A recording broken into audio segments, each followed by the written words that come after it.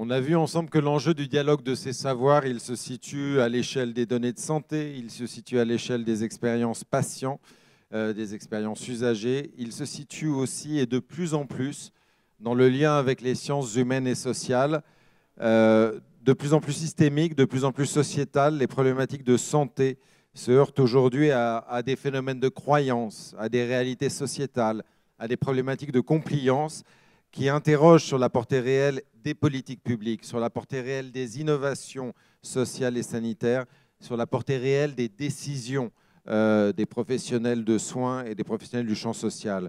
Comment mieux mesurer, comment mieux intégrer, comment mieux anticiper ces effets induits qui dépassent le champ du sanitaire. C'est un enjeu qui est posé aujourd'hui et c'est un enjeu auquel répondent des approches de plus en plus interdisciplinaires.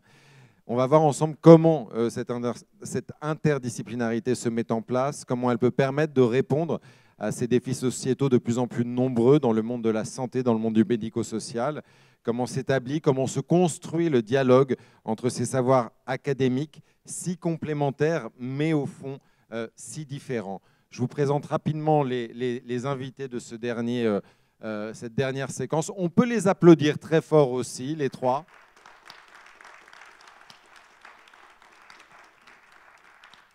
Avec nous, Jen Noyce, professeur de recherche sur la santé et les services sociaux à l'Université de Bangor au Royaume-Uni. Thierry Lang, épidémiologiste, directeur de l'Institut fédératif d'études et de recherche interdisciplinaire santé-société. On l'appellera l'IFERIS, il s'appelle l'IFERIS. Et Didier Torny, sociologue, directeur de recherche au CNRS, spécialiste entre autres des situations de crise sanitaire. Ces problématiques de santé qui se posent aux institutions et aux professionnels de soins débordent, je le disais, de plus en plus le seul cadre sanitaire et appellent à des réponses de plus en plus globales, de plus en plus sociétales. Et ce besoin d'élargir le champ de l'expertise en santé s'est posé dès les années 90 dans la récurrence des crises sanitaires. La sécurité sanitaire, qui s'est développée alors, a associé des experts en sciences humaines et sociales aux enjeux de santé. Comment s'y est construit le dialogue des savoirs autour de ces situations d'alerte, de ces phénomènes de crise? Didier Torny, vous avez étudié comme sociologue plusieurs de ces crises majeures, de la vache folle au Distilbène dont on parlait tout à l'heure. Je vous laisse la parole pour nous dire justement quel peut être l'apport de ces sciences humaines et sociales et comment elles peuvent se jouer dans ce cadre si particulier des crises sanitaires.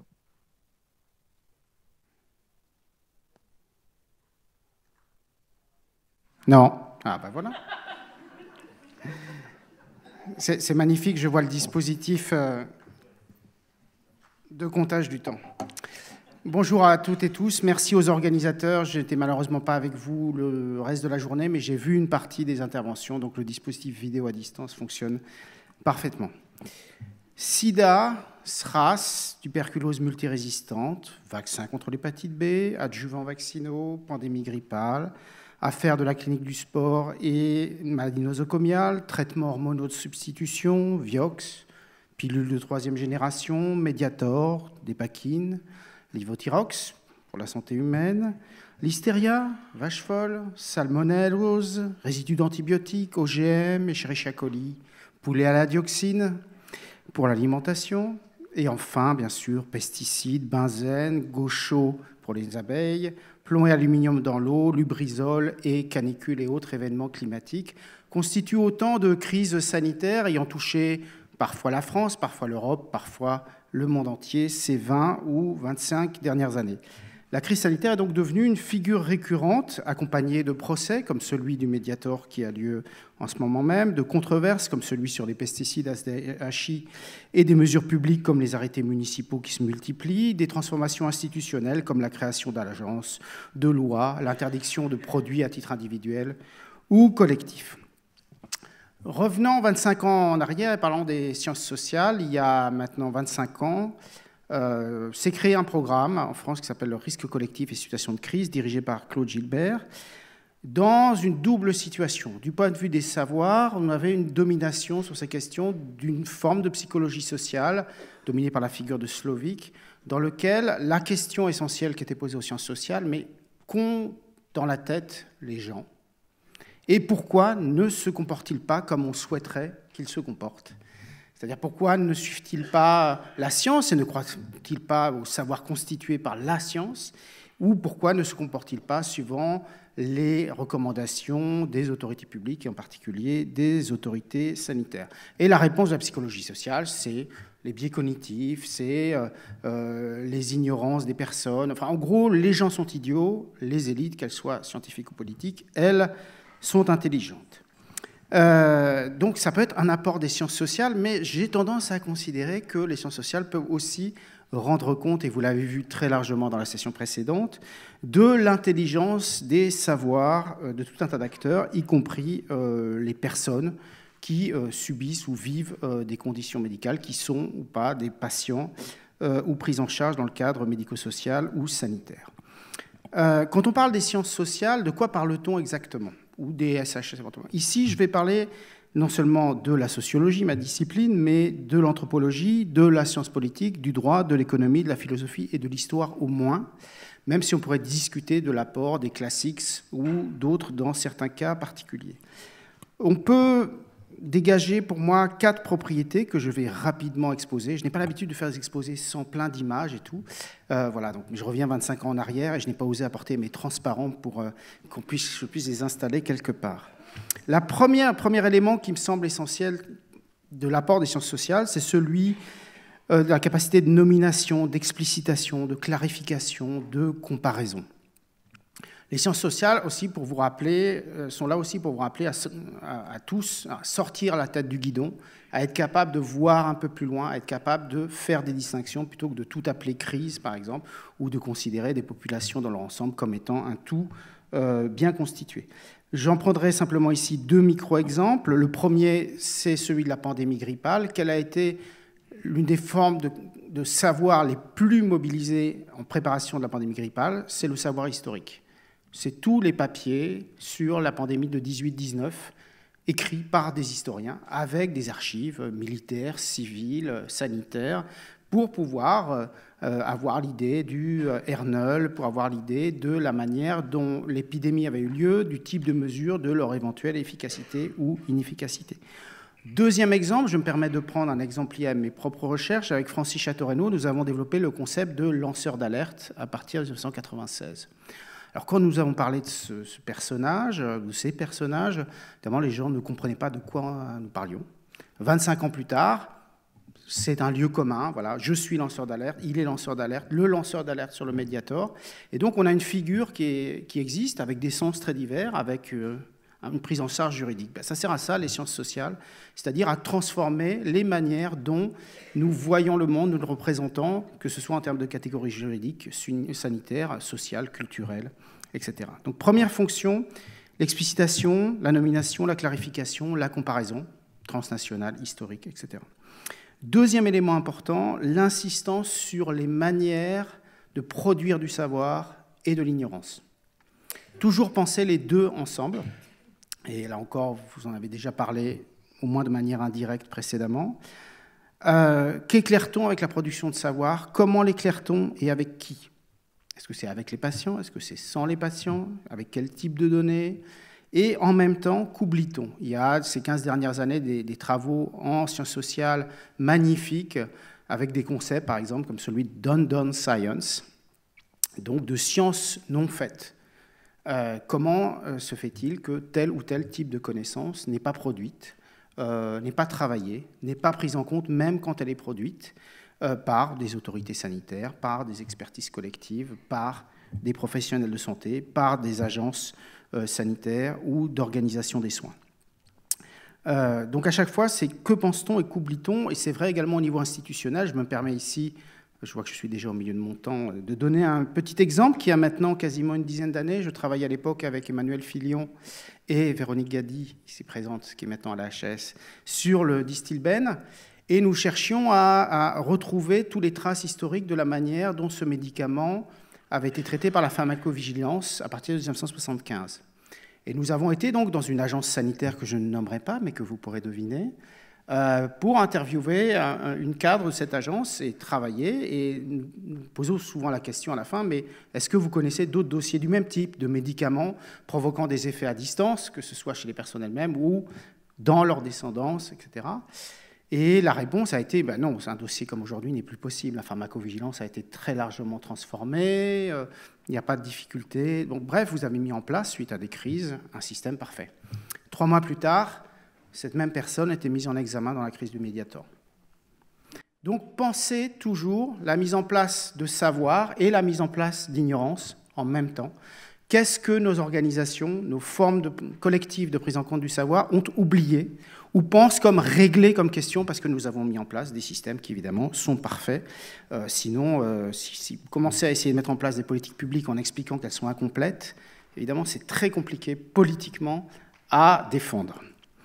Donc les acteurs ne sont pas idiots, ils savent parfois que c'est incomplet, simplement, voilà, il faut les faire passer, que ce soit auprès du grand public, des responsables politiques ou des responsables administratifs. Troisième élément qui me semble crucial et essentiel, sur lequel je suis très optimiste, les disciplines de sciences sociales doivent être traitées comme les autres, en matière de crise sanitaire, de santé publique.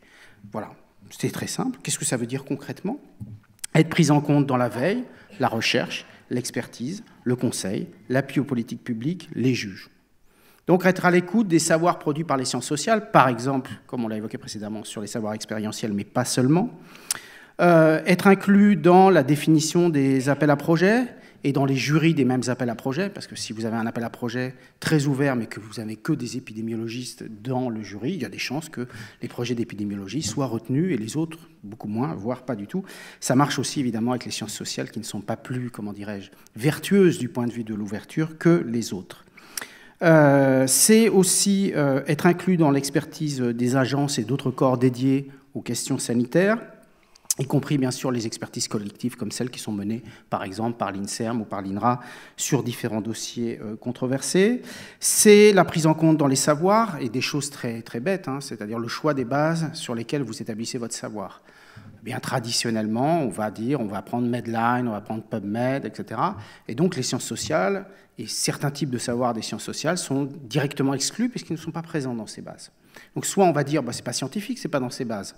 Soit on vous dit, en tant que sociologue des sciences, écoutez, ces bases ont été construites sur un modèle anglo-américain avec de très très forts biais cognitifs vis-à-vis de certaines disciplines et vis-à-vis de certains savoirs, et donc elles sont incomplètes, et donc vous devez aussi piocher à d'autres sources. Enfin, évidemment, ce sont des auditions par le Parlement, et ce sont éventuellement des auditions par les juges dans le cadre de procès. Voilà, je rappellerai qu'aux États-Unis, par exemple, dans le cadre des procès contre le tabac, contre l'industrie du tabac, des historiens très connus, Markowitz, Rosner, ont été amenés à témoigner. Et leur savoir, évidemment, a été mis en doute par les avocats des parties adverses, au même titre que des savoirs épidémiologiques ou toxicologiques. Donc, traiter les sciences sociales comme les autres, ça veut dire aussi ne pas avoir un représentant des sciences sociales. Ne me croyez pas si je suis tout seul. Voilà. Prenez-en plusieurs qui éventuellement ne sont pas toujours d'accord entre eux, ont des perspectives différentes et complémentaires. Bref, encore une fois, c'est comme si vous aviez un représentant des sciences biomédicales, voilà, et qu'évidemment, si c'est un généticien des populations, un épidémiologiste ou un toxicologue, il y a des chances que les résultats en matière de ce qui compte pour des recommandations, par exemple, soient assez différents.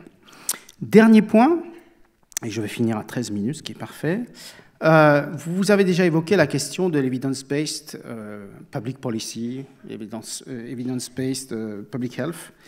Il me semble que les sciences sociales nous apprennent deux choses pour une véritable santé publique fondée sur les preuves, et je vais prendre deux micro-exemples qui sont d'abord celui de la mammographie et deuxièmement celui de Lyme. Qu'est-ce que nous apprennent les sciences sociales? C'est d'abord la variabilité historique des savoirs.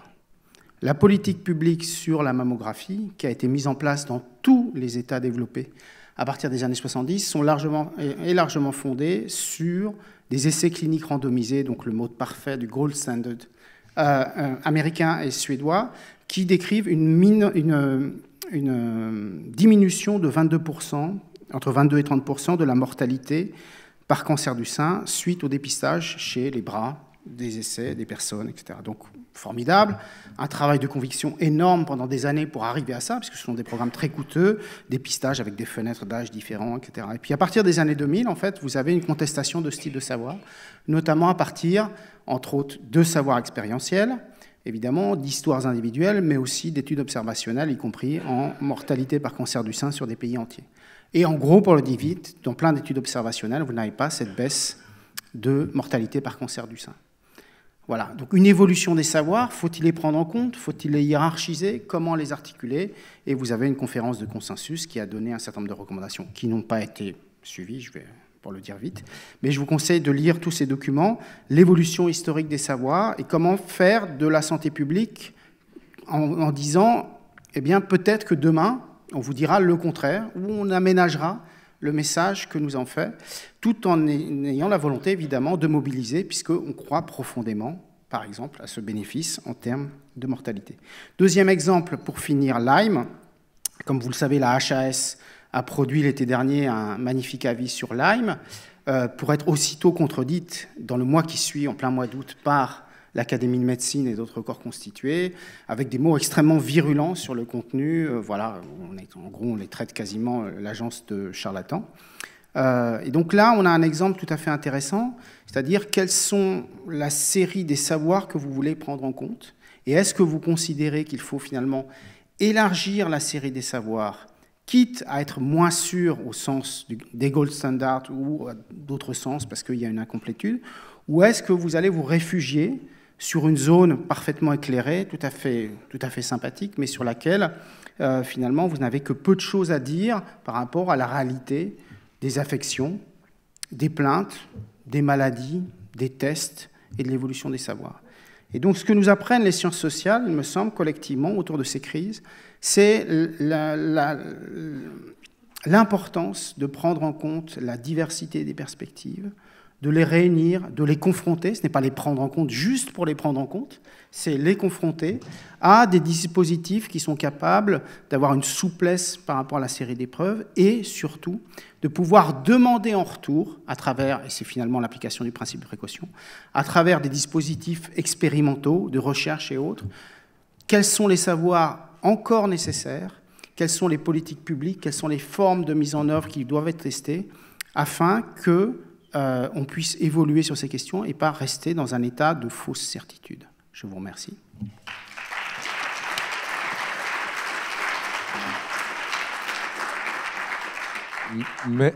Merci beaucoup. Peut-être je vais revenir vers quelques questions à vous maintenant, d'autant que vous ne resterez peut-être pas sur la table ronde du fait de votre retour en cette belle cité phocéenne. Je voulais savoir, on voit que sur les crises sanitaires, c'est des crises qui sont très intéressantes parce qu'elles montrent que justement, elles dépassent le champ simplement de la réponse épidémiologique traditionnelle, de la réponse sanitaire traditionnelle. Elles mettent en cause des enjeux de croyance, elles mettent en plonge des réalités. Vous le dites d'ailleurs dans un texte, vous dites que c'est un déconfinement des problématiques qui se jouent dans ces crises sanitaires, environnementales, sociétales. Il y a beaucoup de choses qui se jouent. C'est arrivé dans les années 90 et là, on a appelé très fortement, du coup, à l'aide, je dirais, d'autres disciplines des sciences humaines et sociales. Et la France a inventé cette notion de sécurité sanitaire, ce qui n'est pas rien, qui est justement le cadre, un cadre rêvé du décloisonnement, un cadre rêvé du syncrétisme de tous ces savoirs rassemblés. On est 30 ans plus tard, la coproduction de savoir, alors il y a des agences se sont créées, des spécialistes se sont créés, des lanceurs d'alerte sont arrivés, la coproduction de savoir autour de ces crises sanitaires reste tout de même encore un petit peu compliqué. Et c'est un gentil euphémisme que de le dire. Qu'est-ce qui explique qu'en 30 ans de sécurité sanitaire, d'un concept sur lequel on a été pionnier, on n'arrive toujours pas à faire l'alliage de ces savoirs-là? Vous avez donné quelques éléments de réponse, mais sur cette question spécifique et dans un cadre dédié existant. Alors, 1, 2, oui. D'abord, il faut considérer que là encore, sur cette question, on a des situations très contrastées. C'est-à-dire, suivant les institutions, suivant les types de questions, vous avez eu des formes d'ouverture et de transformation de l'expertise publique et de la recommandation très fortes, ou au contraire, très limitées. Je pense par exemple que sur des problématiques, si vous prenez pesticides versus médicaments, vous avez deux univers complètement différents. Et dans le cas de pesticides ou dans le cas d'OGM, etc., vous pouvez avoir des batailles entre institutions, par exemple, françaises et européennes, alors que dans le cas du médicament, on voit qu'on a une expertise relativement unifiée autour d'un nombre de disciplines limité. Donc le premier élément, c'est une diversité de situations. Le deuxième élément, je l'ai dit, c'est celui de l'inclusion effective institutionnelle de ces disciplines, qui dans certains cas est forte, dans certains cas est faible, et dans d'autres cas est absolument nulle. C'est-à-dire on va considérer que c'est un reste, et puis voilà, on va éventuellement avoir un chargé de mission dans un coin, etc. Le troisième élément, effectivement, ce sont les moyens qui sont alloués. Puisque dans beaucoup de cas, les sciences sociales vont arriver avec des questions et pas nécessairement des réponses, en disant, mais en fait, pour avoir ces réponses, il faut faire ça, ça et ça. Et donc avoir des moyens supplémentaires. Et là encore, une situation qui est variable. Je pense par exemple que sur le handicap ou sur certains éléments de santé publique, l'IRESP, par exemple, a joué un rôle extrêmement important en créant des communautés de sciences sociales par des appels d'offres réguliers sur des questions avec des doctorants, avec des thèses. Je suis moi-même un produit du programme que j'évoquais, puisque ma thèse a été financée par ce biais. Et donc, c'est la question des moyens et des moyens continus. Je ne vais pas dire ici que les moyens alloués par la recherche, par la France et par l'Europe, à l'heure où nous n'avons même plus de commissaire européen à la recherche, sont en augmentation constante et considérés comme une priorité absolue. Donc, quand vous êtes dans une situation de restriction des moyens, évidemment, c'est en général le petit frère, la toute petite sœur, qui est la première à subir la diminution des moyens. Et dans ce cas-là, en général, les sciences sociales, et à l'intérieur des sciences sociales, évidemment, la sociologie s'en sort mieux, par exemple, que l'histoire ou l'anthropologie. Il y a on le disait ce matin en introduction avec la présidente, il y a un atout, quelque chose qu'apportent les sciences sociales qui est important au sanitaire, c'est le temps long. La réflexion sur le temps long. Et sur ces crises sociales, on voit des récurrences de phénomènes de croyance, des récurrences de phénomènes de défiance se jouer. Vous avez beaucoup travaillé sur ce qui s'appelle la production de l'ignorance, la manière justement dont va se répéter des résistances, vont se répéter des croyances un petit peu. C'est ce temps long qui est nécessaire aujourd'hui pour anticiper, pas la crise, mais la manière dont elle va être reçue et perçue. Comment vous arrivez alors à concilier ce travail sur le temps long nécessaire et qui est votre matrice avec des institutions dans le sanitaire et dans le médico-social qui sont sous pression permanente d'un temps court, d'une réalité? C'est très bien, monsieur, ça va prendre 10 ans votre truc, donc voilà, on vous a trouvé un bourreau dans un camp, on vous retrouve dans 10 ans. Comment est-ce qu'on peut concilier ces deux temporalités qui, a priori, sont nécessaires à associer, mais impossibles à additionner? Je pense que la réponse que j'ai donnée, c'est évidemment la production en amont de travaux de recherche, de constitution d'infrastructures, de formes de veille, etc. La deuxième, il ne faut pas oublier que cette urgence est parfois une urgence en retard. Quand je vois, j'ai travaillé dans le cadre d'une institution, d'un comité d'expertise collective mis en place par l'INVS et l'INSERM sur le chlordécone aux Antilles à la toute fin des années 2000. 10 ans après, des autorités sanitaires, mais surtout des gouvernants, redécouvrent que tout est pollué, c'est un problème et tout ça. Oui, rien n'a bougé en 10 ans. On sait toujours qu'on a 4 siècles de pollution.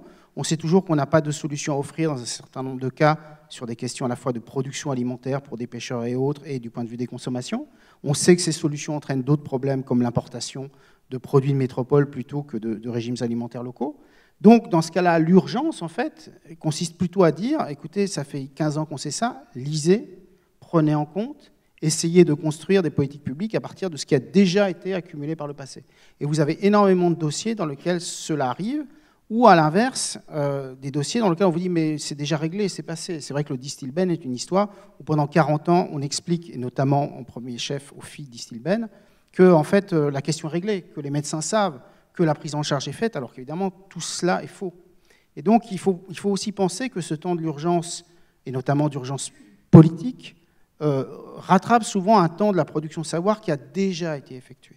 Et donc, l'une des questions centrales, l'un des opérateurs de transformation, et c'est très, très, très peu fait, et je sais que la HAS cherche à le faire, c'est la production de synthèse. Ce qui manque beaucoup aux sciences sociales, c'est l'équivalent des conférences de consensus en médecine, et notamment en médecine clinique. C'est-à-dire des moments et des lieux où des collectifs produisent ces expertises collectives aussi, si j'ose dire, les sciences sociales dans leur coin, et ça existe à l'intérieur, je l'ai dit, d'expertise collective INSERM et d'expertise collective INRA, pour pouvoir accumuler tous ces savoirs disparates que connaissent les spécialistes, au moins en partie, mais qui ne sont pas connus, et notamment qui ne sont pas connus des décideurs. Je vais vous donner un dernier exemple avant de m'arrêter.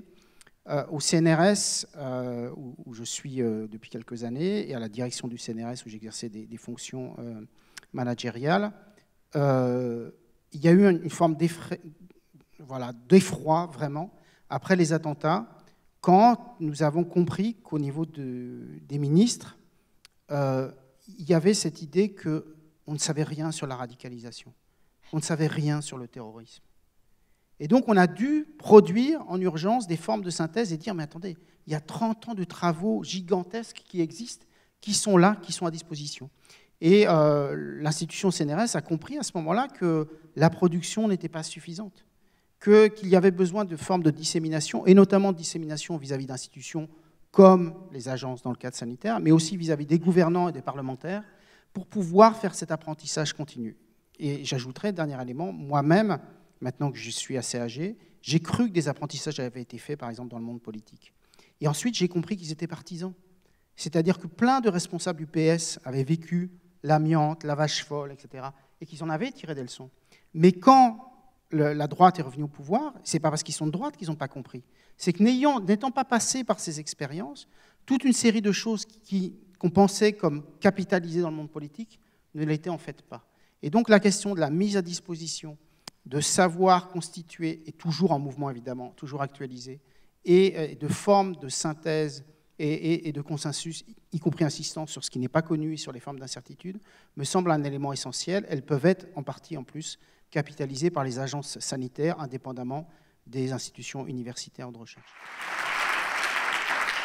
Et on voit bien à travers l'enjeu qui est posé là, celui des crises sanitaires, la nécessité de sortir de ce cadre sanitaire pour répondre à des problématiques qui deviennent de plus en plus complexes, qui deviennent de plus en plus globales et où les éléments de contexte jouent un rôle qui devient déterminant. Alors c'est le cas sur ces pics, sur ces moments de crise majeure, c'est aussi de plus en plus central dans le quotidien des actions, dans le quotidien des dispositifs en santé, en social, en médico-social, des actions qui s'ouvrent de plus en plus à des démarches de prévention qui jouent sur les comportements, qui se heurtent de plus en plus à des fractures et sociales et territoriales grandissantes.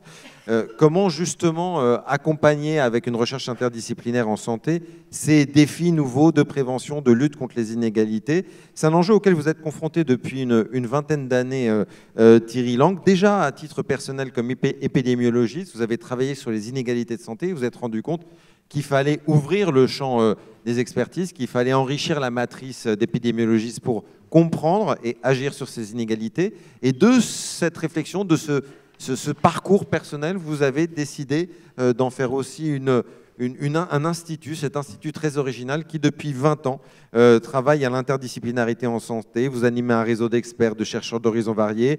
Vous faites la promotion de projets de recherche interventionnelle pluridisciplinaire.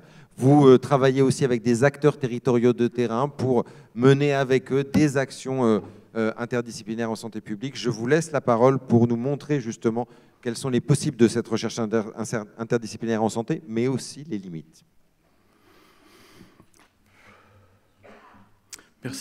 Merci beaucoup. Merci aux organisateurs de m'avoir invité, parce qu'effectivement, le dialogue des savoirs est quelque chose qui me paraît important.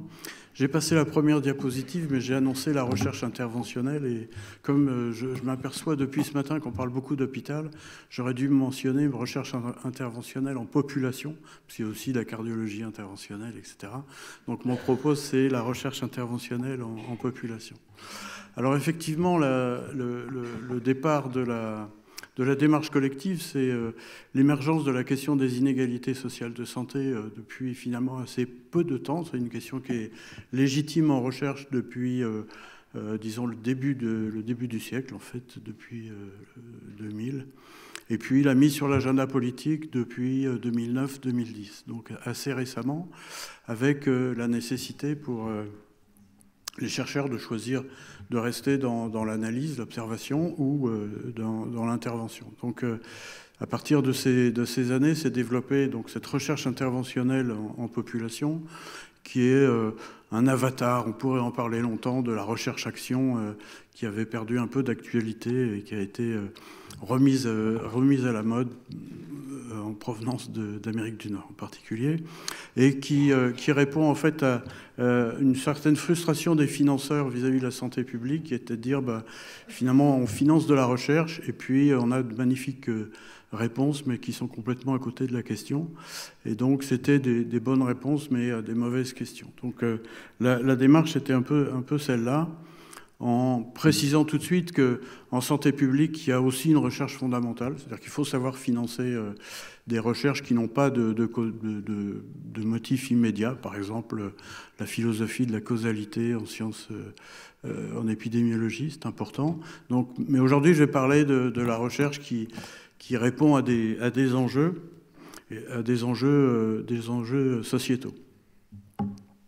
Alors aujourd'hui, en fait, la santé publique, l'épidémiologie sociale, qui est en fait ma spécialité, conceptualise la santé comme le résultat de déterminants, donc ça c'était le siècle dernier, des facteurs de risque, mais qui sont pas indépendants les uns des autres, hein, qui sont liés par de la causalité, des enchaînements de causes, des interactions. Bref, la santé est conceptualisée de façon assez complexe. Et finalement, intervenir dans un contexte de santé publique, c'est un peu comme le jeu de Mikado. Je ne sais pas si certains de vous s'en souviennent, mais on prend un jeu et puis un bâton et tout le reste s'écroule. Mais une intervention de santé publique, finalement, c'est un peu ça. C'est-à-dire qu'on touche à un déterminant ou deux, puis finalement, on fait tout bouger et on ne sait pas très bien dans quel sens ça va jouer. Et donc, en d'autres termes, intervenir en santé publique, c'est intervenir dans un système complexe fait de multiples propriétés. Alors, très rapidement, ces systèmes complexes, il y en a 3, mais qui sont importants en santé publique. Donc, c'est l'émergence. Alors, l'émergence, c'est la propriété d'un système qu'on ne peut pas décrire par un seul de ces éléments. Autrement dit, par exemple, l'obésité, c'est pas simplement l'alimentation, c'est l'exercice physique, c'est le système agroalimentaire, c'est les pistes cyclables, etc. Donc, on ne peut pas isoler facilement un élément. Le feedback, c'est cette fameuse capacité de rétroaction qui a fait que dans un programme de santé publique pour diminuer la consommation de drogue aux États-Unis, organisé par le CDC, eh bien, on a vu l'augmentation de la consommation de drogue par les adolescents qui se disaient, effectivement, si tout le monde a tâté un peu de la drogue, moi je ne l'ai jamais fait, je vais essayer. Et donc on a un système de rétroaction qui entraîne un effet inverse. Et puis l'adaptation, c'est qu'un système complexe, ça s'adapte, et que si on met une taxe sur les sodas, par exemple, le fabricant peut très bien décider de diminuer sa marge, et ça fonctionne. Enfin, le programme de santé publique ne fonctionne pas, plus exactement. Donc on est devant des systèmes complexes. Alors, ce qu'on a à notre disposition, c'est bien entendu les essais expérimentaux. J'ai enseigné, comme tout le monde, que c'était le summum de la preuve en épidémiologie, en santé publique. Malheureusement, il y a quelque chose qui est ignoré, c'est le contexte. On vient d'en parler à l'instant. Il y a le contexte historique, il y a le contexte géographique, politique, qui est généralement gommé dans les essais expérimentaux. Si bien qu'aujourd'hui, si on regarde le paysage de la recherche en santé publique, c'est une activité de recherche qui est finalement qui ne fait qu'étendre le modèle des essais thérapeutiques, c'est-à-dire avec des impacts à court terme, alors que précisément ils sont à long terme, relativement simples et souvent, enfin le plus souvent, dirigés vers l'individu, alors qu'on vient de voir que le modèle de la santé est par essence complexe. Alors, ça amène effectivement, et cette journée, à mon avis, y contribue grandement, à repenser la notion de preuve en santé publique avec cette fameuse limite de l'essai expérimental, parce que le contexte est au premier plan, c'est-à-dire quelque chose qui peut marcher dans un contexte géographique, historique, populationnel donné. Lorsqu'il est transféré, ça ne marche pas. Je n'ai pas le temps de vous détailler, mais il y a eu des essais de réplication d'aide, appelés Patient Navigator, pour aider les patients à aller chercher des traitements qui fonctionnaient merveilleusement bien dans le dépistage du cancer du sein aux États-Unis. Répliqué en France, ça a donné un effet inverse, ça a aggravé les inégalités sociales de santé parce que le contexte n'est pas le même. Alors, dans cette réflexion, le MRC britannique a fait beaucoup de travaux, notamment pour essayer de promouvoir les preuves basées sur des expérimentations naturelles. Il y a les simulations, notamment, ne sont pas utilisées suffisamment. Et puis, les sciences sociales ne sont pas considérées à leur juste valeur dans la production de la preuve. Et Didier Torny a parfaitement décrit les modifications des financements qu'il faudrait obtenir. Et puis enfin, bien entendu, je vous ai parlé de complexité. Qui dit complexité dit interdisciplinarité, parce que le contexte, c'est de la sociologie, c'est des sciences politiques, c'est de la psychologie, c'est certainement pas que de l'épidémiologie. Donc la question, c'est comment on travaille en interdisciplinarité. Alors effectivement, vous avez dit qu'on avait une petite expérience bien modeste, bien inférieure à notre collègue astrophysicien. On est bien moins nombreux que vous. Organisation qui est fondée en fait sur un double étage.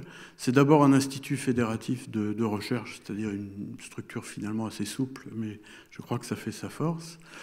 Avec un objectif commun qui est le travail et la réduction des inégalités sociales de santé. Donc un institut de recherche interdisciplinaire, et puis depuis 6-7 ans, une plateforme d'expertise au service des acteurs de la santé publique, sur lesquels je reviendrai, avec l'idée que nos compétences interdisciplinaires, notre connaissance de la santé, des déterminants de la santé, doivent être mis au service de la collectivité. Alors sur l'interdisciplinarité, il y a quelques enjeux sur lesquels on pourrait revenir, mais enfin, la première, c'est une séparation, enfin une difficulté entre des disciplines qui analysent le monde et qui se refusent à le transformer. Là, on trouve un certain nombre de partisans d'écoles de sociologie, en tout cas, et puis d'autres qui admettent le fait que ces sciences humaines et sociales puissent transformer le monde, ce qui, pour des professionnels de santé ou les épidémiologistes, pose pas de problème, même peut-être pas assez de problèmes, souvent, de transformer le monde. Il y a le problème du langage. Alors le langage, évidemment, entre disciplines, il varie beaucoup. Il y a des mots valises, il y a des mots pièges qui n'ont pas le même sens selon les disciplines. Donc là, il y a un gros travail, non pas pour chercher un consensus, mais pour essayer de savoir ce que l'autre veut dire quand il emploie tel mot et qu'est-ce qu'il y a derrière. Alors c'est un travail qui est long, qui est pénible, et puis finalement qui demande une sorte d'acculturation réciproque, et c'est pour ça que c'est un travail qui est long. Et puis, le dernier travail qui reste à faire en interdisciplinarité, c'est de définir ce que c'est que le contexte. Et ce contexte, c'est une notion extraordinairement difficile. Donc ça, c'est un travail qui est en cours, parce que c'est ça qui conditionne la possibilité de transférer une intervention. Alors, rapidement, donc, on a deux formes de travail. On a l'IFERIS, là, qui est en bas, donc c'est un institut de recherche, donc très classique, les questions posées par les chercheurs. On a un peu le temps pour travailler, et puis on publie. Donc, rien que de très classique. La plateforme, c'est complètement différent. On fonctionne en prestation sur des questions qui sont posées par les acteurs. Le temps de mise en œuvre, le temps du rapport sont rapides, hein, parce qu'on dit souvent que les acteurs se méfient des chercheurs qui sont longs, qui mettent du temps, etc. Donc là, non.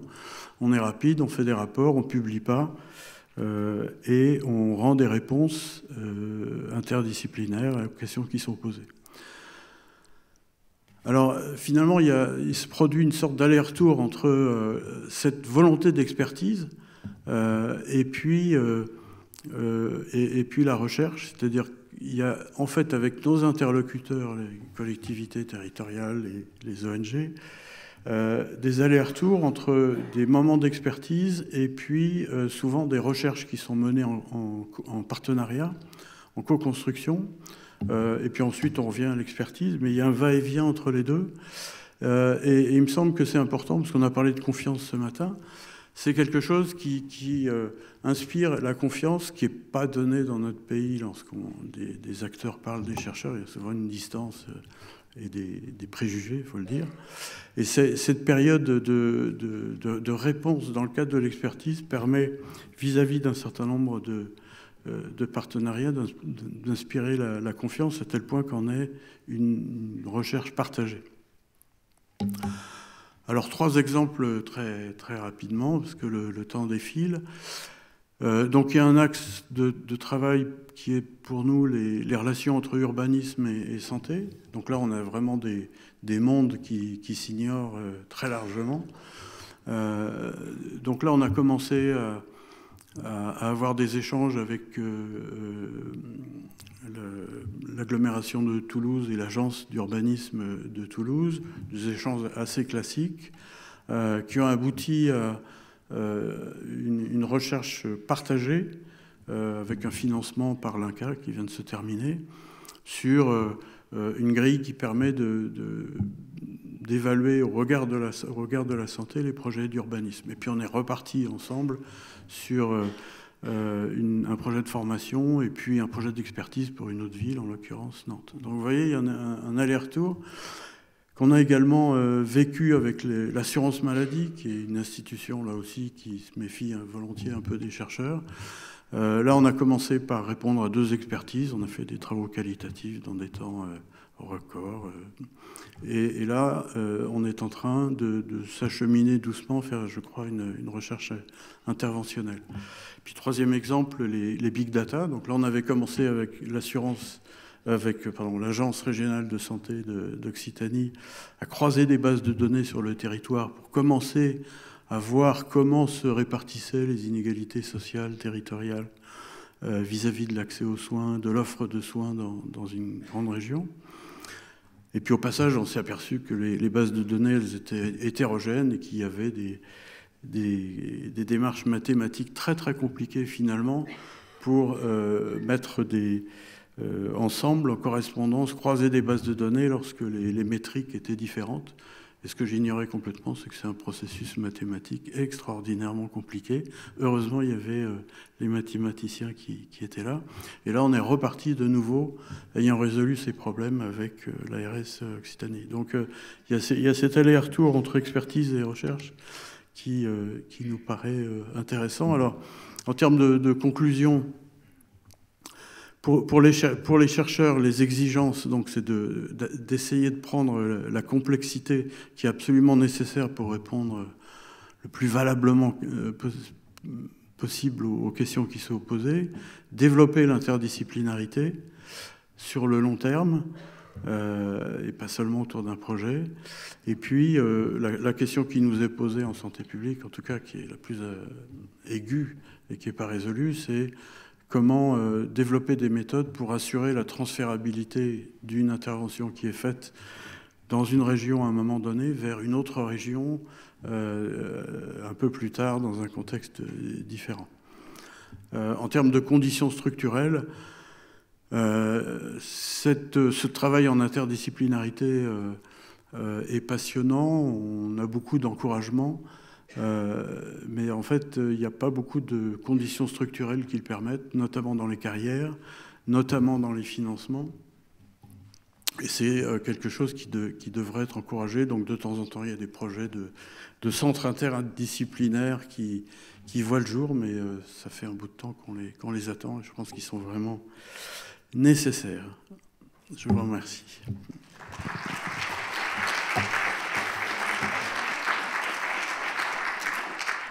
Merci beaucoup. Et on revient un peu sur cette idée forte que l'interdisciplinarité, c'est en santé ce qui permet de mettre le contexte comme véritablement un élément central, parce que de plus en plus prégnant, parce que de plus en plus agissant sur les phénomènes que l'on va étudier.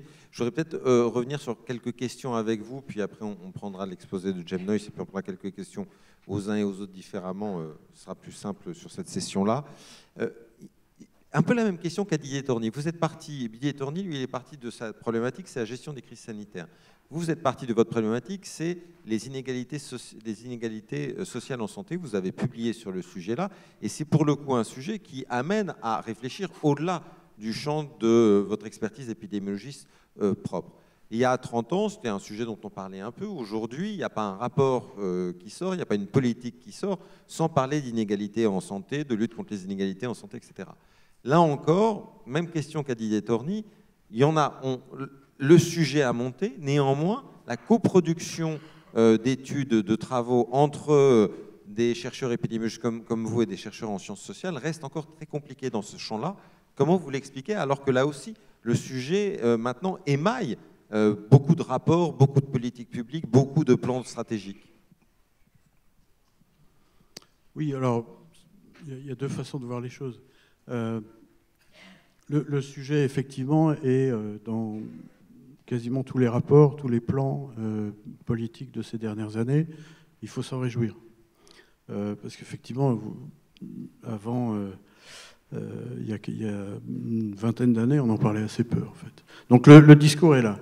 Ensuite, est-ce que les actions sont là? Moi, je pense qu'elles sont aujourd'hui difficiles à mettre en œuvre, parce qu'en fait, il faut une conjonction entre une volonté des acteurs sur le terrain. Donc les collectivités territoriales, les ONG, les associations sont très volontaires pour travailler sur cette question.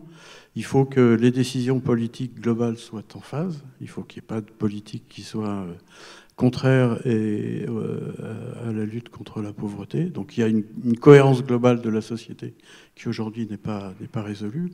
Et puis en plus, je pense que c'est une question extraordinairement difficile. On en a eu la démonstration quasiment récemment. On s'intéresse à l'évaluation d'impact en santé. Autrement dit, quels sont les impacts sur la santé, les inégalités de santé d'une politique, d'une rénovation urbaine, d'un plan urbain. Il y a dans cet outil qui fait l'objet d'une charte qui a été signée à Göteborg en 1995, l'équité fait partie des 3 principes fondamentaux. Et on a fait une revue systématique dans les règles de l'art et on s'est aperçu qu'en réalité, 10% de ces évaluations d'impact en santé, dont c'est pourtant l'objectif, faisaient des recommandations et s'intéressaient aux inégalités sociales de santé. Autrement dit, même les démarches qui sont les plus orientées sur cette question, aujourd'hui, en termes d'intervention, sont en retard. Donc je crois que c'est une question dont on parle beaucoup, mais pour le moment, il y a relativement peu d'action. Et ce qui est très intéressant dans votre approche, c'est que pour aller vers cette interdisciplinarité, vous prenez en effet le chemin tracé, celui des programmes de recherche financés, proposés, etc.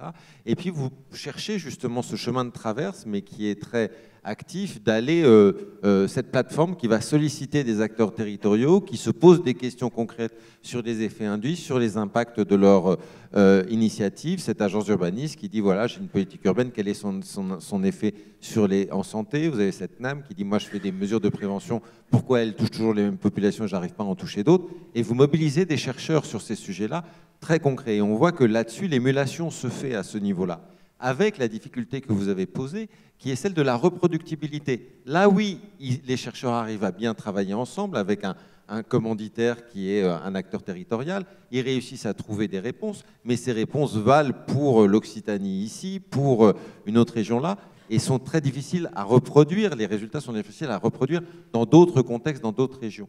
Cette question de la reproductibilité, qui est véritablement une limite finalement de cette interdisciplinarité, est-ce qu'aujourd'hui on réussit à la penser, à trouver des indicateurs, des matrices qui fait que ces expériences que vous faites, elles peuvent véritablement être reproductibles ou avoir des éléments reproductibles pour en faire des vrais enjeux de politique publique?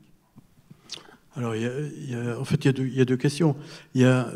Pourquoi on travaille avec les acteurs? Il y a une volonté de principe, mais il y a surtout le fait que lorsqu'on a réfléchi dans les années 2009-2010 à ce qu'on pouvait faire, on s'est dit qu'en tant que chercheur, on n'avait aucune raison d'avoir la solution sur un problème aussi complexe. Donc, l'attitude qu'on a adoptée, c'est de se dire, sur le terrain, dans les politiques publiques, il y a des décisions qui sont prises, et probablement la meilleure façon de s'y prendre, c'est de travailler avec les acteurs et de voir avec eux quelles sont les conséquences sur les inégalités sociales de santé des décisions prises. Donc c'est vraiment une position finalement de modestie, c'est-à-dire qu'on n'y arrivera pas tout seul, il faut travailler avec les acteurs pour arriver quelque part. Alors la deuxième question, c'est celle de la transférabilité. Alors ça, c'est un problème qui se pose de façon transversale, quel que soit le problème en santé publique. À l'heure actuelle, il y a une initiative qui est pilotée par la DGS qui vise à repérer des interventions de santé publique probantes. Alors qu'elles viennent de la littérature, mais là, la question, vous avez un magnifique essai expérimental qui a été fait dans le Nevada. Qu'est-ce que ça va donner dans l'Indre-et-Loire? Donc là, il y a une vraie question qu'on n'a pas résolue. Et puis il y a une deuxième question qui est, finalement, on est dans un pays qui est très très dynamique sur le plan de la mobilisation des associations en matière de prévention. Il se passe beaucoup de choses, et parfois des choses très intéressantes. Mais est-ce que ce qui a été valable dans tel canton est valable dans un autre canton 10 ans après? Quel que soit le sujet en santé publique, aujourd'hui, on ne sait pas vraiment répondre à cette question. Merci beaucoup. Je voudrais qu'on continue et qu'on aille voir notre dernier invité, parce qu'on le voit, le champ de cette interdisciplinarité, il se joue sur les situations de crise, il se joue sur les actions plus courantes en matière de social, en matière de santé aussi. Et puis, il se joue aussi dans le champ de l'évaluation des programmes de recherche et de développement de traitements innovants, où là, on a des effets induits qui déjugent de plus en plus les traditionnelles matrices d'études randomisées et obligent à mesurer de nouveaux paramètres, de nouveaux types d'indicateurs. Un nouveau champ de recherche dit qualitatif se développe pour essayer de mieux mesurer et prendre en compte ces effets induits et les données associées à la perception, à l'acceptabilité des innovations en santé. Jen Noyce, vous êtes sage-femme de formation. C'est en voyant le manque de prise en compte de certains effets induits de prise en charge d'intervention que vous avez choisi de reprendre vos études jusqu'au PhD, qui fait de vous aujourd'hui une des grandes spécialistes de ces nouvelles approches dites qualitatives. Je vous laisse la parole, et c'est un honneur que de vous avoir avec nous, pour nous dire ce que l'on peut en attendre et dans quel cadre elles peuvent se déployer dans le champ sanitaire et social. On peut l'applaudir. Et Jen Noyce va parler en anglais, donc si vous ne pouvez pas, si vous n'avez pas, voilà, vous avez des écouteurs qui sont à votre disposition. Okay, bonjour everybody. That's about the extent of my French. So thank you very much for allowing me to deliver my presentation in English. I'm also going to stand here because, as you can imagine, it's quite a tall advert here, and if I disappear behind it, it'll be like going into one of David Schumacher's black holes, and you won't see me for 15 minutes, so I'm going to stand out here.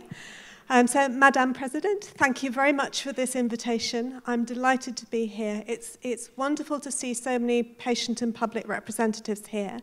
And it's such an important topic. And I thank you also for allowing me to come across the channel to avoid the Brexit debate at home. I apologise sincerely that you've had 3 years of indecision and argument and bickering. I hope it's going to be resolved soon, but it doesn't look like it. So it's nice to be here to look at something more positive. I've never been a midwife, so just to correct you on that. I did originally start off in nursing, though, and I retrained as a health services researcher, so I'm not a social scientist. So I'm going Misunderstanding. I'm going to take us firmly back into the health sciences sphere to look at some methods that have now become mainstream in health services research that are also used in social services research. Okay? Because I'm partly representing Cochrane here, and Cochrane is an organisation that produces global systematic reviews that feed into guidelines for evidence decision-making, you need to know if you can trust me, so I have a conflict of interest statement. So there's nothing too much to worry about. I've been paid some travel expenses to get here. I'm going to talk about some methods and tools that I've been part of global collaborations to develop, but they're all free to download and use, so I have no financial imperative whatsoever. So I'm quite poor, but I enjoy the academic work that I do. I get no benefit out of it other than meeting all of you and hopefully helping you develop to help patients benefit. So I'd like to start off with what's qualitative research. So I'm a health services researcher and I deal with all types of research, but I'm only going to talk today about qualitative research. So I'd like to define it for you. So qualitative research is research that uses a qualitative methodology for data collection and analysis. And that means use of methods such as interviews or focus groups or observations. And it's actually getting at the meaning of people's behaviors and how they interpret it. And those people could be patients or carers, they could be healthcare professionals, they could be decision makers, they could be presidents. So you're trying to understand their decisions, their behaviors, and why they've made those decisions and what they mean to them. So you can see that I've put an example of a qualitative paper there that's published in the academic literature, which happens to be the experiences and preparedness of family carers for best interest decision-making of a relative living with advanced dementia, a qualitative study. So that's the sort of type of research that you'll see in the literature. It spans the social care side as well as the health side. I'd probably say that the health side is much better served by qualitative research at the moment than the social care side, but it is catching up. So what I'm going to share with you today is about 10 years' work that I've been doing with a global team of people through Cochrane, who produce systematic reviews, and the WHO, the World Health Organization, who produce global guidelines. And so some of the methods I'm going to talk about have become mainstream now, although they might not be mainstream to you. So they're not new methods, but they may be new to you and the colleagues that you work with. So we've been responding to user requirements in developing these methods. And qualitative research is undertaken using robust methods. So you don't need to, although all research can be done well or badly, qualitative research is different than the sorts of research that other people have been talking about, such as user surveys and responses to websites, so users can upload their views and experiences. So a qualitative piece of research would have a theory, a research question, a rigorous applied methodology, a properly thought through sampling strategy with identification of people to involve, a clear analysis plan, and writing up and presentation. So it's quite different than service users or patients or their carers providing feedback onto websites and blogs, etc. So I've put this slide together just to show you that you do need diverse sources of evidence to make a decision. I mean, ideally, you do need randomized controlled trials and systematic reviews of those randomized controlled trials to determine effects. But not every area of practice, and especially in social care, has those randomized controlled trials. So often you go down the evidence hierarchy a little bit to best practices and promising practices. You also need things like prognosis reviews, cost-effectiveness reviews, and diagnostic test accuracy reviews. And what I'm particularly going to look at is qualitative evidence synthesis, or reviews, systematic reviews of qualitative evidence, to look at how you can synthesize over a series of primary studies patient experience, intervention development, and in this case, an intervention can be a program, a strategy, a drug, a new way of health service delivery, it can be a new clinic. So broaden your mind as to what an intervention could potentially be. You can also use qualitative evidence synthesis to develop new theory as to how something works. You can use it as a process evaluation mechanism to determine how interventions work when they're implemented. Particularly helpful for looking at the feasibility, how feasible it is to implement the intervention, the acceptability, how acceptable it is to all the key stakeholders, how best to implement it to get the maximum benefit. And as we've heard, a lot of interventions are poorly implemented. So is it a problem with the intervention itself or how it's been implemented? The values and preferences of people, what they value, what they prefer. And then understanding complexity and heterogeneity. And what I mean by heterogeneity is that often in randomized controlled trials, you can have variation in outcomes, variation in populations, variation in contexts. So you can use qualitative evidence to try and understand those complexities and why those differences occur. So very helpful. So diverse evidence can be valuable. And again, I'm only sticking to qualitative. I could talk for hours on diverse evidence, but you've just asked me to look at qualitative today.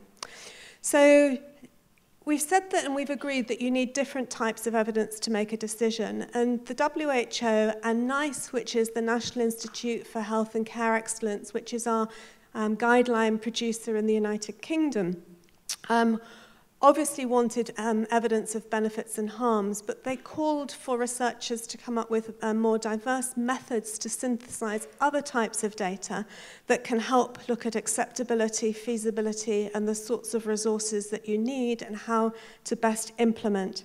So that's the bit that I've been particularly involved in with global collaborations of researchers to develop the methods. So what type of questions does a standalone qualitative evidence synthesis answer? These are just some examples. It's not exhaustive, but you can answer a variety of questions such as how do people experience illness or challenging life circumstances? What are the barriers and facilitators to accessing healthcare, or it could be social care? What types of interventions and components do people want? And what outcomes do people want from intervention? So very much more the sort of patient-focused side of it, whilst understanding that professionals have to deliver these things, so they also have to be feasible.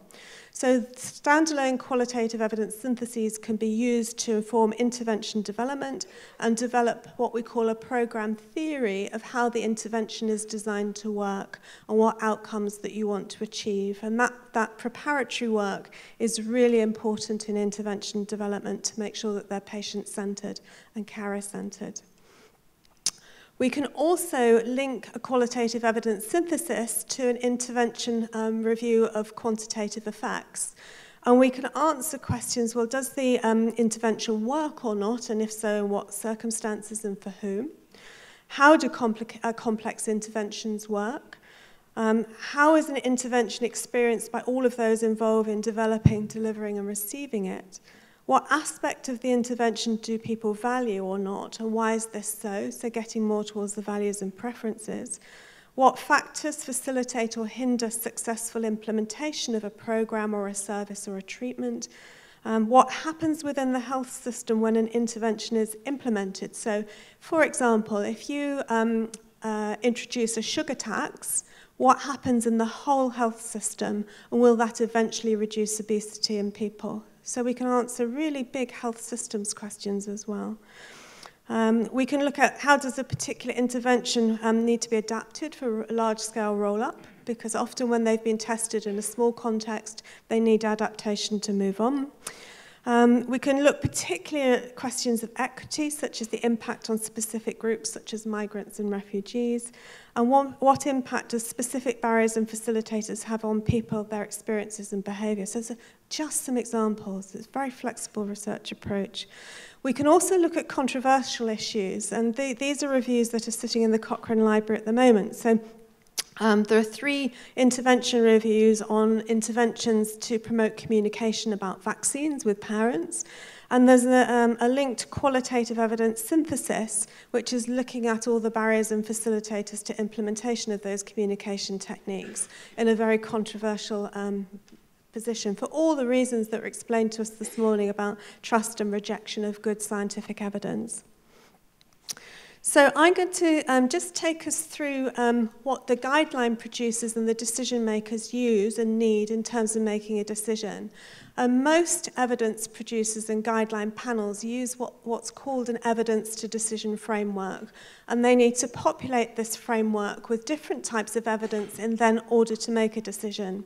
And these are the domains in the DECIDE framework. And there are other frameworks, but they more or less all sort of overlap. So in order to make a recommendation, you clearly need evidence on the benefits and harms, the feasibility, the acceptability, the values, the resource use, and equity on which to make the recommendation.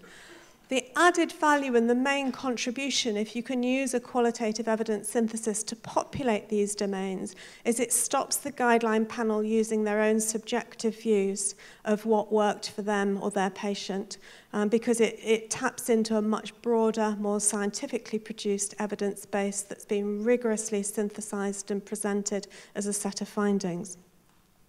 So I'm briefly going to show you two examples. These are World Health Organization reviews. The first one, and guidelines, and the first one is about antenatal care. So the World Health Organization wanted to update its guidelines on good antenatal care for women. These are global guidelines.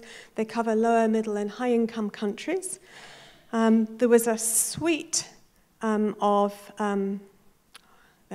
There was a suite of systematic reviews that were commissioned. You can see the diverse types of evidence from intervention effects through to diagnostic test accuracy reviews, through to health systems interventions, and I'm particularly going to talk about the yellow ones, the barriers and facilitators to access to and provision of antenatal care. You'll see that for each of the types of reviews, there's an assessment process for the assessment of evidence. So many of you will be familiar with the GRADE methodology for assessing the confidence or the certainty in evidence. It provides you with a sort of a marker of how much confidence that you can put in the evidence. We've developed a similar typology for qualitative evidence synthesis, so you can get a grading of the evidence for qualitative findings as well. So there were two qualitative evidence syntheses that were undertaken in this guideline. The first one was looking at qualitative studies of what women thought good antenatal care looked like. What did they want their antenatal care to achieve, apart from a positive birth and a healthy baby? What processes were of value to them? So starting off from the perspective of women, what did they want? And so these were looking at the values, acceptability, equity, feasibility, and some of the benefits and harms types issues, and helped prioritize the PICOs, the population intervention, comparison and outcome questions for the systematic reviews of effects, and what were the important outcomes to look at. So once this was done, the quantitative systematic reviews were then designed. They then looked at and conducted another qualitative evidence synthesis, which was around to explore women's experiences of antenatal care and uptake, to look at the barriers and facilitators that covered these issues. Now, importantly, in this review, lots of evidence came up around how women were abused during delivery, how they were bullied, intimidated, sometimes slapped. And so all the sorts of things that you would really consider a negative experience and the lack of privacy. On the other hand, the healthcare professionals were working under incredibly difficult circumstances, and therefore sometimes they didn't have the tools to deliver the care that they wanted. So that's one example. I want to give you one other example, which is the Health Worker Optimization Guideline, which was one of the first ones that we looked at. And this was around task shifting to achieve the Millennium Development Goals for healthcare for all, and task shifting from higher cadres of staff to lower cadres of staff to ensure more universal coverage. So what I'm going to show you very briefly is the fact that we had a qualitative evidence synthesis on barriers and facilitators to implementation. And we had a Cochrane intervention effect review, which basically said that lay health workers, trained but not qualified health workers, were effective, but there were problems in implementation. And we were able to knit the two reviews together to create what we call these lines of logic, where you think about the program component and the longer-term outcome, and then the moderators from the qualitative evidence synthesis that either promoted or hindered the implementation towards that particular outcome.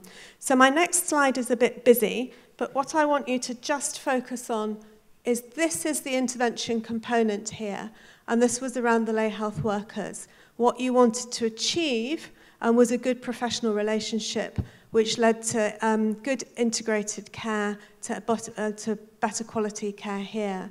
And the green boxes are the positive things that influence that, and the red boxes are the negative things. And this logic model went on for about 4 or 5 pages, but it was a really clear indication of what needed to change in order to achieve the outcomes in practice. So there's the reference there so you can have a look at. I'm going to flick very quickly now in my last few seconds through a number of slides just to give you, to share with you some reassurance. I've been asked not to talk about methods, but there are about 25 or 26 different qualitative evidence synthesis methods. We've written some guidance on choosing a qualitative evidence synthesis method, which is published here in the references there. So there is guidance on how to make an appropriate choice. The Cochrane manual on intervention handbook is about to be republished. It contains a chapter on qualitative evidence synthesis.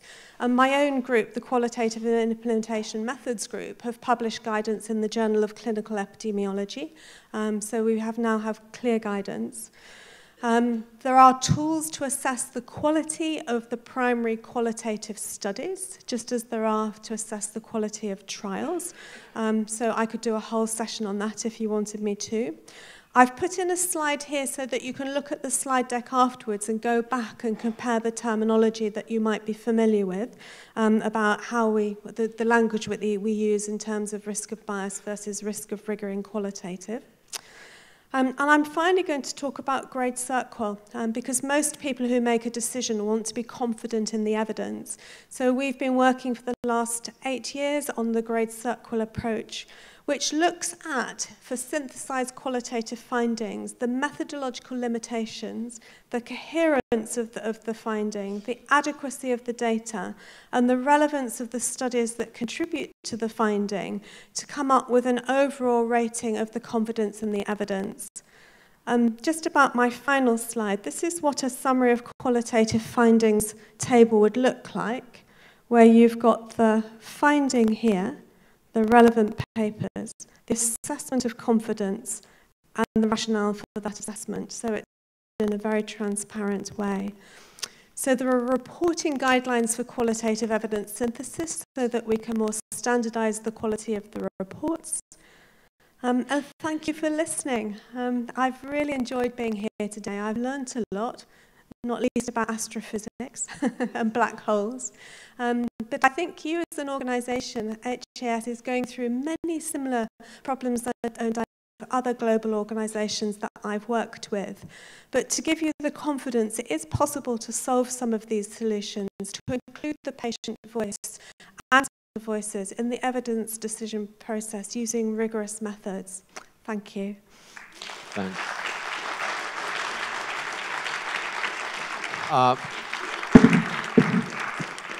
Quite briefly, because we don't have so much time left, but yet we see how this qualitative research open new to effects and acceptability issues that are usually shadowed in the research. And it has a real motto to value the patient voice, to value the patient expectation in the purpose. And one of the method issue is how to value the patient voice, how to value this patient expectation. It can be done through focus group, and you spoke about it actually, yet it's long, yet it's expensive. It can also be done through questionnaires, data collections actually. Is it an issue for you to work this qualitative research through questionnaires, through data collection, more likely that focus group? You don't have the patient with you, but yet you have kind of what he says.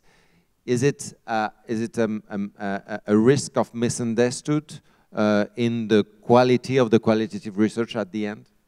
Okay, so I wouldn't call a questionnaire survey a qualitative study. For the following reasons. So the researchers define the questions and the domains that they're going to ask patients, whereas a good qualitative study actually incorporates patients' perspectives into the design of the study. And that interview or focus group that you would have with patients or carers or stakeholders would look really deeply into an issue. I mean, you can interview people for an hour on a particular topic and get a really good depth understanding that is built up over subsequent subsequent interviews until you've got sort of coherent patterns of meaning as to what's going on. There's no one single truth in qualitative research. We as human beings believe different things, so you can have more than one answer to a qualitative question, which is important because diversity is also important. So I think questionnaires are a quick and easy way of doing things. They do provide you some data. We call it thin data. It's not conceptually rich, whereas your qualitative study can give you really conceptually rich, helpful data if it's done well.